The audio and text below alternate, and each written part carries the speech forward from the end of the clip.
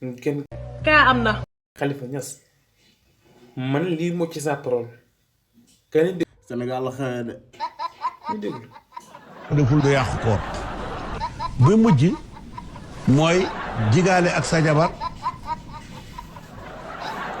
te sanguwuloo set sangu set bi ñàkk sangu set jotewul dara ak weeru koor ah bien sûr ça n'a rien à voir yéen commentaire li nga xaar ça n'a rien à voir donc beneen bi mooy waxoon naa ko fi ni nit ki mën naa dogee jabaram comme mën naa xëddee jabaram dogee jabaram bu dee am na ñu koy werante maa ngi leen di renvoyer ci hadis ñu xool Abdullahi ibnu Omar doomi Seydina Omar ibnu Xattaab